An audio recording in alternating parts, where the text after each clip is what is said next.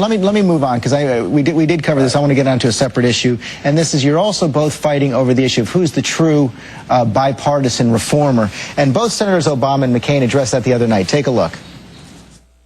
While John McCain can legitimately tout moments of independence from his party in the past, such independence has not been the hallmark of his presidential campaign. All his fine words and all his promise, he has never taken the hard but right course of risking his own interests for yours, of standing up against the partisan rancor on his side to stand up for our country. Senator Kerry, what is the example of where Senator Obama has stood up to the party orthodoxy, taken on his party in the interest of bipartisan reform?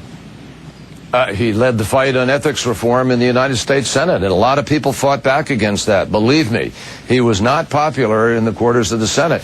In fact, John McCain, who's been in the Senate for years, never did that. It was waiting, and in comes Barack Obama, and he leads that fight, and we have the strongest ethics reform that we've ever had in the Senate. Barack Obama does not take money in his presidential campaign from political action committees or from lobbyists. If John McCain is such a reformer, how did all these lobbyists start running his campaign?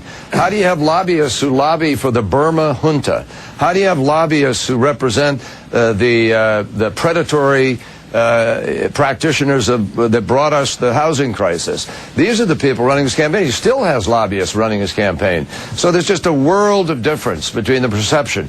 Much of the money that John McCain is raising today comes from all of these special kinds of interests that have fought against real reform in Washington. Senator. When Lindsay says we have a high taxer and a low taxer, we just pointed out that Barack Obama has a tax cut for middle-class Americans. He simply wants to make the tax code fair again and work for everybody in a nation that can't afford to just give away all the money facing all the crises. Senator Graham, your response.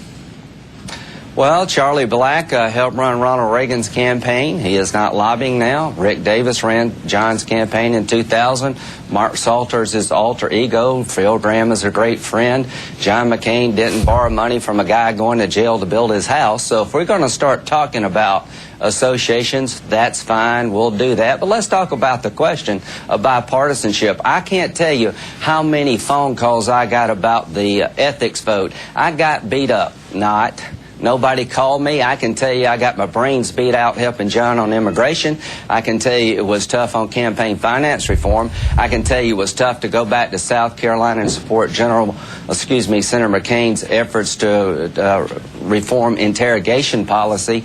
I can tell you that I've been in a lot of bipartisan fights with John McCain where the Republican Party really didn't like what John was doing. And when it comes to Senator Obama, it's all talk. He's never done anything the left didn't want to hear, whether it's Iraq policy or anything else. And John has been his own man for a long time. And that's why he's going to win this election, because he will put the country ahead of his own interest. And that means sending more troops into Iraq when nobody else wanted to hear it because he thought it was the right thing. That's why we're going to win, George.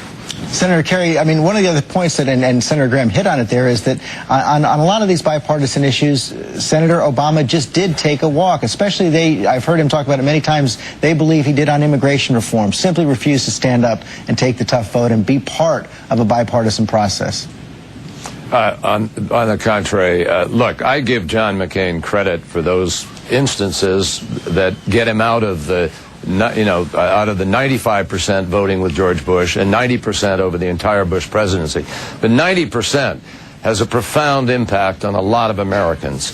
It deprives people of adequate health care. It deprives us of the kinds of training for jobs for people who are in transition because of work gone overseas. It deprives us of an opportunity to have fair trade practices where we're actually negotiating a trade agreement that has labor and environment standards in it, so everybody's rising. I mean, there are countless places where John McCain has just not been there, and he's selected a few key things where he's made a difference, and I applaud him for it. But being right 5% of the time doesn't excuse you for the 95% of the time where there's a problem.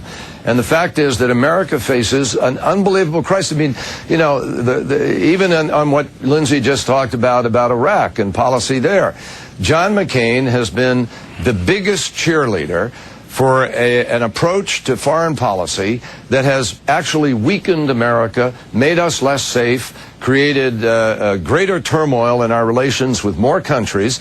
And if you look at what's happened in the Middle East, Israel is more fragile and threatened. Hamas is stronger. Hezbollah is stronger. Iran is stronger. And every country in the region believes we ought to be trying to deal with Syria and Iran, and John McCain doesn't want to do it. Senator Graham, you get the last word on this. The line here is very clear.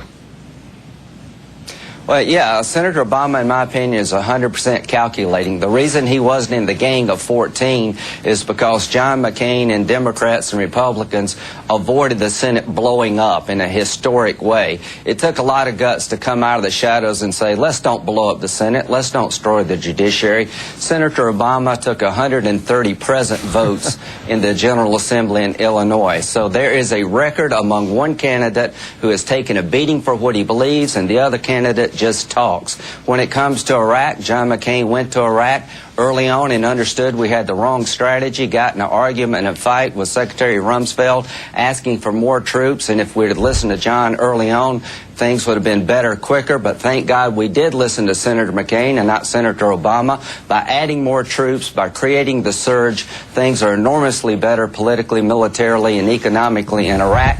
The biggest loser of the surge is al-Qaeda. Muslims have joined with us to take up arms against bin Laden forces in Iraq. That's a wonderful day for the world. And Iran is not going to dominate Iraq because we're going to create a stable Iraq that can defend itself. The biggest loser of the surge has been Iran and Iraq. It seems like we got an awful lot to debate over the next 5 minutes. And to be continued. This will have to be continued. It's clear that we have so much to debate over the next 5 months. Thank you both very much.